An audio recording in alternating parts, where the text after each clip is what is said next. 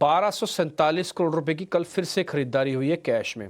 जब जब आपने इसको कैश में खरीदारी देखा है, एक चीज़ तो आपने भी नोटिस की होगी कि मार्केट के अंदर फॉल नहीं आया। और एक चीज़ हमने आपके सामने बहुत अच्छे से रखी थी, और एक दूसरी बार हम इसको क्लियर कर रहे हैं कि हर 15 दिनों में हर बड़ा इम्पैक्ट खत्म हो रहा है बाजार के अंदर। हमने आपको टैरिफ वाली बात बोली थी कि देखिए 15 दिनों में आप टैरिफ भूल जाएंगे, भूल गए। आज इस कदर पे आप खड़े हो एक महीने के अंदर अंदर में कि चाइना जिससे सीधी सीधी टैरिफ की लड़ाई थी, 50% 100% तक टैरिफ लगे, उनसे आप सेटल कर रहे हो। ऐसे ही इंडिया और पाकिस्तान की युद्ध की बात थी, हमने सिर्फ और सिर्फ डाटा के बेसिस पे बोला कि मार्केट में तो ऐसा कहीं नहीं दिख रहा कि कोई बहुत बड़ी बात बनने जा रही है। आप यकीन मानेंगे 24,000 का लेवल भी नहीं टूटा था इंडिया और पाकिस्तान में। लोग वेट करते रह गए कि इस कॉन्फ्लिक्ट से बाजार में तेज गिरावट आएगी और उसका बेनिफिट लेंगे। लोग खरीद ही नहीं पाए। और मैं बोलूँगा इस बार की जो तेज़ी हुई है वो एक्चुअली इन्वेस्टर्स की तेज़ी हुई है। स्विंग ट्रेडर्स को कुछ नहीं बचा। वजह क्योंकि वो खरीद ही नहीं पाए। जब बाजार टूटा ही नहीं था तो खरीदते कैसे आप? 24,400 वाला निफ्टी अगर 24,000 पे ही रहेगा, 400 पॉइंट में इंडिया और पाकिस्तान के इस तरह के इस लेवल के कॉन्फ्लिक्ट को डिस्काउंट नहीं होता। इसके लिए ज़्यादा फॉल होना चाहिए था, वो हुआ नहीं तो लिया नहीं गया। जब लिया नहीं गया तो बड़ा पैसा नहीं बना। और इसकी मैं एक और वजह भी आपको मैं बताता हूँ, ये भी आप पहले तो नंबर नोट कर लीजिएगा। इंडेक्स ऑप्शंस के अंदर भी 7,000 करोड़ के नंबर्स हैं, कैश के अंदर भी करीब 1200 प्लस करोड़ रुपए के नंबर्स आए हुए हैं, और इंडेक्स फ्यूचर्स और स्टॉक फ्यूचर्स के अंदर भी आप देख पा रहे हो कि प्लस के ही नंबर्स हैं। और एफआईज की मैं टोटल होल्डिंग भी आपको बता देता हूँ, वो करीब करीब 50% लॉन्ग है। आज भी वो 50% लॉन्ग करके बैठे हैं। ध्यान रखा जाए, मैं एक बार फिर से रिपीट कर देता हूँ, एफआईज की लॉन्ग पोजीशंस में पिछले 3 दिन से 4 दिन से कोई बदलाव नहीं हुआ। इसका मतलब जिस समय बाजार पूरे युद्ध में था उस समय भी एफआईज की होल्ड पोजीशन 50% थी, और जिस समय बाहर आ रहा है, सीज फायर हो गया, उसको डिस्काउंट कर रहे हैं, उस समय भी उसकी पोजीशंस 50% ही हैं। तो ना उन्होंने घटाया ना उन्होंने बढ़ाया। इसका मतलब क्या होता है? इसका मतलब बाजार अब साइडवेज जाने को तैयारी कर रहा है।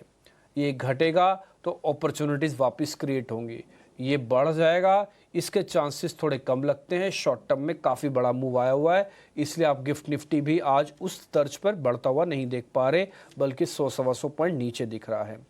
एक और चीज़ आपके सामने रखनी है, क्या बाज़ार हल्के हैं या बाज़ार महंगे हैं, ये आपके मन में चल रहा होगा क्वेश्चंस। तो मैं 2 क्वेश्चंस के जवाब आपको और देता हूँ। बाज़ार हल्का है अभी भी, निफ्टी के पॉइंट ऑफ व्यू से बताता हूँ। जो कॉन्ट्रैक्ट हैं वो हैं 1,68,000 कॉन्ट्रैक्ट ओपन खुले हुए हैं। एक बार वो फ्यूचर वाली प्लेट दिखाना, हाँ, जहाँ पे प्रीमियम और डिस्काउंट नीचे लिखा हुआ आता है। तो वहाँ पे आप देखेंगे एक वो वहाँ पे वैल्यू आएगी। मैं आपको ये जैसे वैल्यू देख रहे हो ना आप, चेंज इन ओपन इंटरेस्ट 24.2 के है, और ऊपर देखो करोड़ है। तो जो करोड़ है और नीचे तो हज़ार है, तो बदलाव कितना हुआ मैं आपको बताऊं, वो परसेंटेज में हुआ 0.19%। तो ये एक चीज़ जो है बदलाव इसके अंदर आई है, और कल 4% का एक ज़बरदस्त मूव हमको मार्केट्स के अंदर देखने को मिला।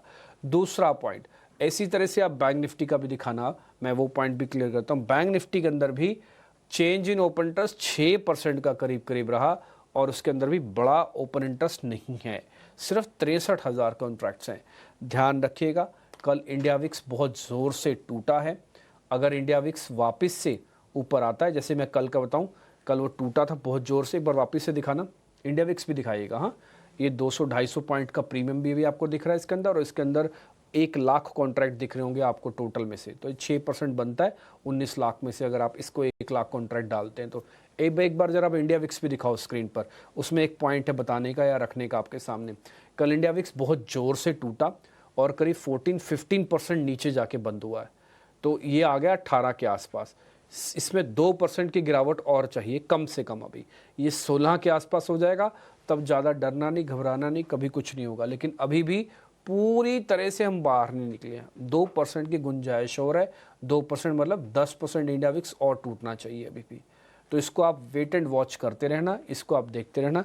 रफ हमने आपको आइडिया बता दिया कि आज कुछ ना करने का दिन है कल, क्योंकि बहुत तेज़ दिन था। अगर बाज़ार ठहरना चाहता है तो आप क्यों नहीं ठहरना चाहते? आपको इतनी जल्दी क्यों होनी चाहिए बाज़ार के अंदर पैसा बुक करने की या फिर एंट्री लेने की? तो थोड़ा ठहरिए, आज का दिन तो रुक के देखने का है कि क्या करना चाहिए। ठीक है जी, ये पॉइंट्स मैंने अभी रफ में आपके सामने रखे। 8 बजे हम इसकी विस्तार से और चर्चा करेंगे, आपके सामने चार्ट वगैरह डाल के और सारे डाटा को सिलसिलेवार तरीके से हम रखने की कोशिश करेंगे। अभी मैं मार्केट के एक्सपर्ट्स को अपने साथ जोड़ देता हूँ। राजेश भोंसले जो कि एंजल वन से हैं, वो हमारे साथ जुड़ रहे हैं, उनसे ज़रा करते हैं बातचीत। राजेश सर नमस्ते, गुड मॉर्निंग। कल का दिन तो बहुत ही शानदार था। आई होप आपने अच्छा पैसा भी बनाया होगा और आपके क्लाइंट्स ने बहुत अच्छे से अपने पोर्टफोलियो को कल बढ़ते हुए देखा होगा। सर आज क्या करना चाहिए? हमारे हिसाब से आज रेस्ट का डे है। जी नमस्कार डिम्पी जी। सर जी मैं आपको काफ़ी डिटेल से सुन रहा था एंड यस काफ़ी रिमार्केबल डे था कल का सेशन। रेयरली हम देखते कि निफ्टी जो है 4% का मूव देता है एंड उसकी वजह से आज थोड़ा सा मॉर्निंग सेशन में एक गिफ्ट निफ्टी थोड़ा सा लाइट मोड में दिखा रहा है। तो ये जो डिप आएगा वो एक बाइंग अपॉर्चुनिटी रहेगी। मेरे हिसाब से जो दिसंबर का प्रीवियस स्विंग हाई था अराउंड 24,800 के आसपास, तो वो अभी एक सपोर्ट के जैसा एक्ट करेगा एंड एक गोल्डन रिट्रेसमेंट भी है, तो उसको भी ब्रेक किया तो बायस पॉजिटिव है डेफिनेटली। बट इंडेक्स स्पेसिफिक ज्यादा मोमेंटम हमें देखने को नहीं मिल सकता। बट डिम्पी जी यहाँ पे एक चीज मैं ऐड करना चाहूंगा।